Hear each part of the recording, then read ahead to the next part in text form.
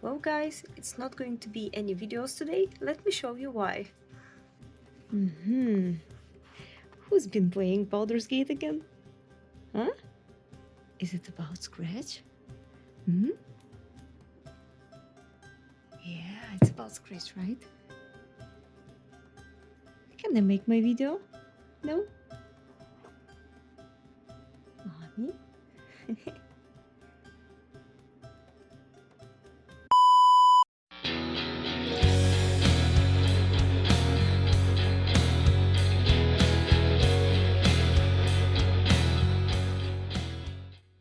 Hello, my fellow introverts.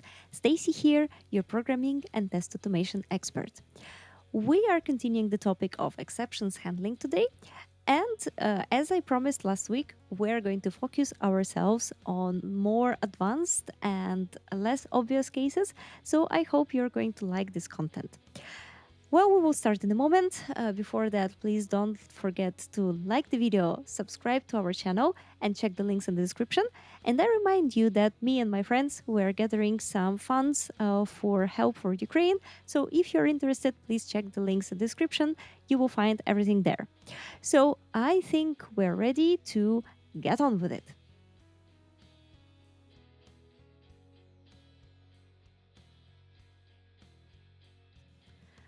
Let's talk about expecting some stuff to happen in our code.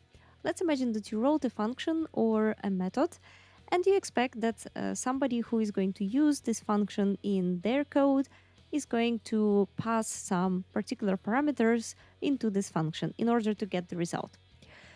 So things go wrong, as you know, and sometimes you have new people on projects or somebody just didn't understand the idea of your function or method and they put wrong values into parameters of these functions. Or this might be a file that you're expecting and the file is of an invalid format. There might be multiple different situations. So how would you handle such situation? A little bit of a background. I didn't know this, I just forgot about this probably, but actually it turned out that C programming language doesn't have exceptions handling. So, how would C programmers handle such situation? Basically, in C, you would use something called error codes. So, in general, this looks this way that if you have something passed incorrectly into a function, then you would just return an error code. So -1 or minus something usually. And this would mean that something was given incorrectly into this function or method, right? So this is how it looks like in C.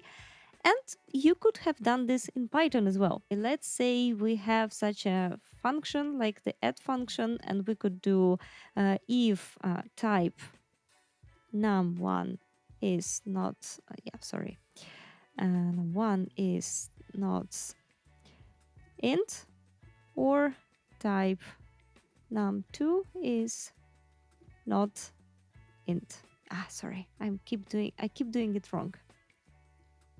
Right? And then we would just return, let's say false, just like that.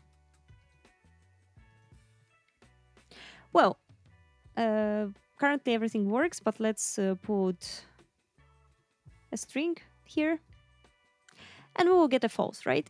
So we probably could base our logic of our script this way. So if there would be false, then we wouldn't do anything with the result, and we could do another if and say the user that, okay, something is working incorrectly, right? But this is not the ideal way because, well, you don't know what exactly happened here, right? So you have no idea whether we put some incorrect parameter there, whether it's the question of the type or whether it's the question of the value.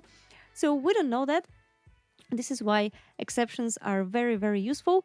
And Python is an awesome programming language because it has exceptions, right? So you can just raise an exception in this case and tell the user that, come on, you have given an improper parameter here.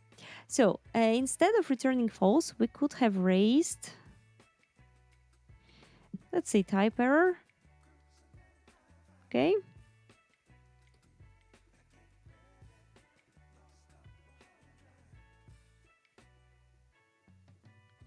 something like this. So if we run it now, we see a type error and we have please provide all params at integers. And what is also cool that this code is not going to be executed further. We don't need any ifs here now after the print or before the print. So this is the first thing to keep in mind. So kind of we misused the interface of a function of a class or a method, right? Then we should give an error in this case. In other cases, we probably should have reacted to this. We should have done some transformation of this data. But in this particular case, well, it's obvious that the parameters were given incorrectly.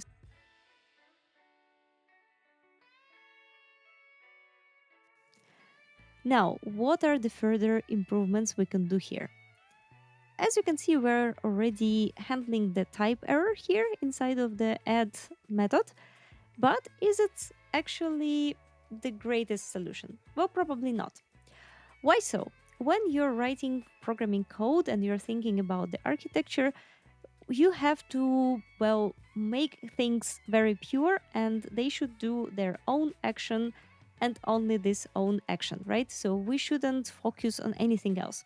If we have a function that adds to numbers, then this function should just add to numbers. It shouldn't care which parameters it is given. If they're correct, then they should be added. But if they're not correct, well, this function should just know about this right away. This is kind of true in our situation because we have our type error raised here, but I don't like the fact that we're having this if here.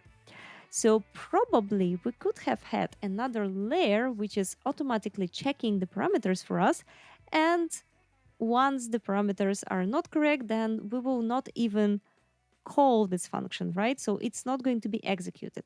This would be much better than doing it inside of this function and actually misleading the programmer who is reading this code with some extra logic. We can definitely do that. To do that, we would write a decorator that is going to do the validation for us. So let's go ahead and do this. We're going to create a new decorator, which is going to be called validate is int or something like this, right? And we're going to receive a function here. We're going to have a wrapper with arguments and keyword arguments.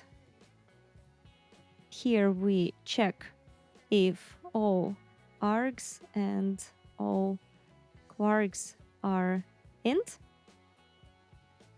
Then call the method and return the result.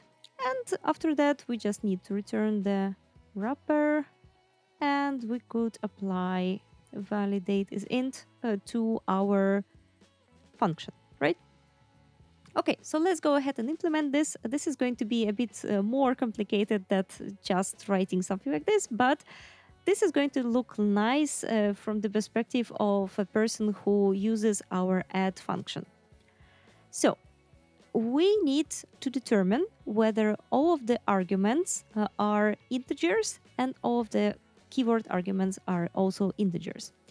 To do that, let's create two variables. So first of all, any args are int.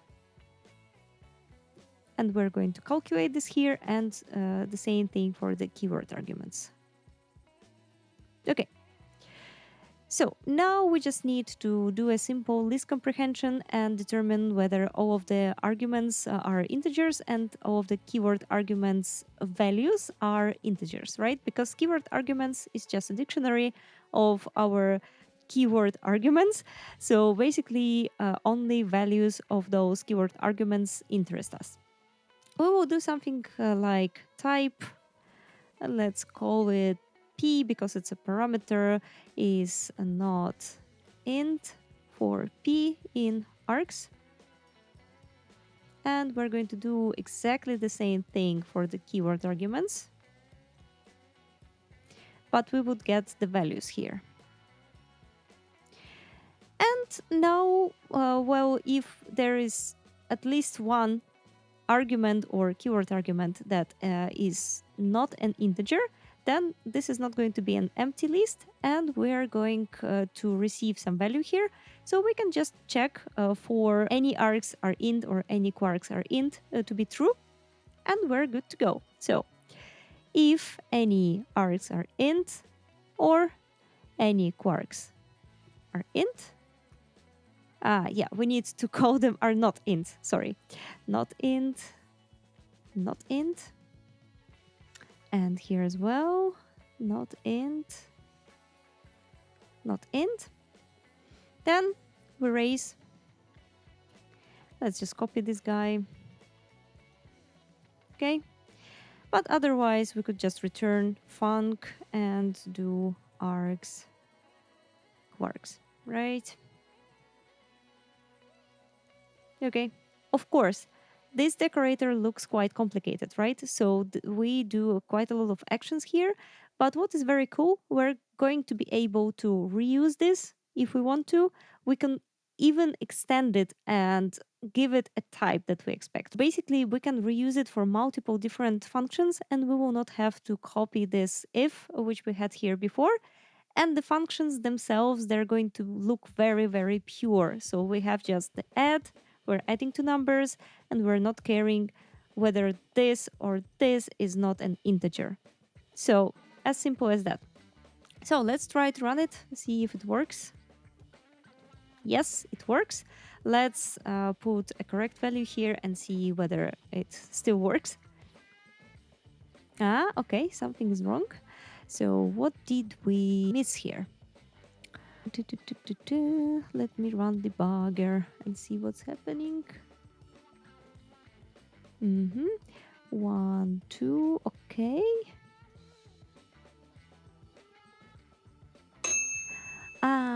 Okay. Yeah, we had to use any here. Just like that. Right? Am I right? Let's check it. So, any. Yes, we have to use the any here. So, my bad. Okay, so let's try to run it now. Yes, now it works, as you can see, and if we put it back, then it would not work. Yes. So we could even extend it and do validate is and put some type here. So we can quickly do this. So we're going to have another layer, dev validate is expected type.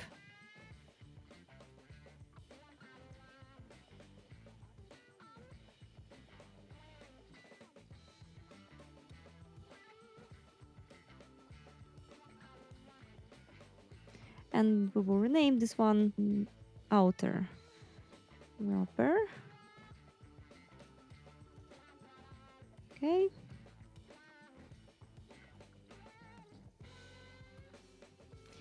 And here we will use expected type, right? Okay, something like this. Let's run it. Okay, still works. Let's put correct thing here.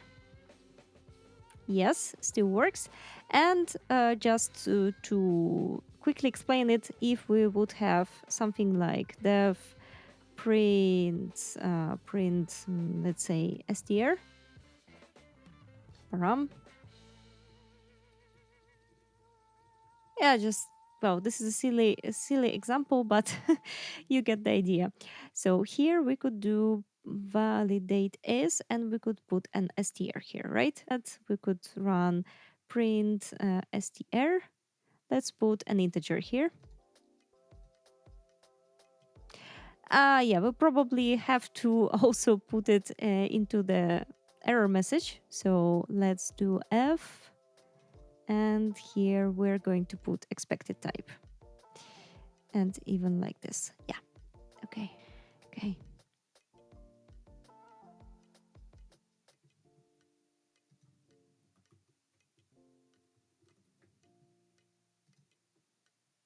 something like this.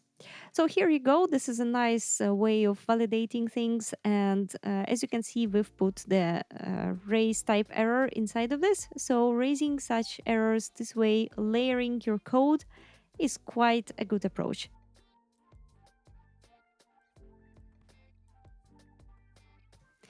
Now, another very common trap, anyone can run into it. Well, in this particular example, this code is pretty obvious, so I think you can manage to understand what is wrong here. But this applies to very complicated cases like working with databases and other stuff. You can pause the video and try to understand what is wrong here. And I'm wondering if you're going to spot it quite quickly. Well, as I said, this one is very easy example, so probably you're going to have no problem with identifying what is wrong. But keep in mind that this might happen. This usually happens. So what is happening here? We have a file, configuration.json. This is the one from the previous video. We have, we read it. We try to do JSON loads. So we parse it to a dictionary. And we expect that the file might be incorrect. So the JSON formatting might be incorrect. And this is where we handle the exception. We say we got an error, file is incorrect. And whatever the result, whether it was a correct result or an incorrect one, we close the file at the end. So everything is fine. We just close it. And if there is an error, we close it. Let's run it. We've got an error, file is incorrect. And we end the script. So we've closed the file. I can show you the JSON. There is no way it can be a correct JSON. So this is why we're catching the exception and we're ending the script here. What can go wrong here? So basically, this is about resource management and closing the resources, like handling the cleanups after doing something. This example might not be the best one, but I've put it here for simplicity. But there might be very similar examples of this when you're working with databases or where you have a need of cleaning up something that you have already created. Let me explain what's happening. So imagine the situation if the configuration JSON file wasn't existing. So let's say we're looking for configuration 1 JSON, right? Let's run it. And we have an error. So we couldn't handle it because except is handling JSON decode error, right? So we didn't close the file. This is the problem. So imagine a situation if you would have had a database with a couple of tables and you need to find a value in a table in a database. You have to update this value. And then let's say this value depends on another value in another table, and you have to update that value as well. And you have already updated one table, but you couldn't have updated another one, right? Because something went wrong. Maybe the type was incorrect or something like that. Happened to me a couple of times, so it happens very often when you work with databases. So in this case, we would end up with having one table filled up with this new value and another one would not be updated. So the database would become inconsistent. And again, it happened to me. So this is a very bad situation because you are going to have inconsistencies in your data and then other things will start failing. So this is a very, very dangerous situation, I would say. So how to handle it? It's very easy. Just use the finally block. So we have to do finally here, right? And put the file close here. Okay, so let's try to run it. We got another error because file is not defined in this case, but as you can see, finally was actually called. So it looks pretty nice. We have to handle this somehow differently. Anyway, you see the finally was called. If we put back the configuration.json so that it works fine, let's run it. And as you can see, it was executed anyway. So this is an idea. If you have to close some resources, if you have to clean something up, then please just use finally. Finally will always be executed whenever everything worked fine or something didn't work. We could even fix our JSON. So let's just fix it. We don't care what is inside of this JSON, but we have to fix the format. Let's run it. Anyway, it's being called. So finally is a very cool structure. Somehow we often forget about this, but you have to use it actually. This is very nice stuff when you want to clean up some resources. So highly advised.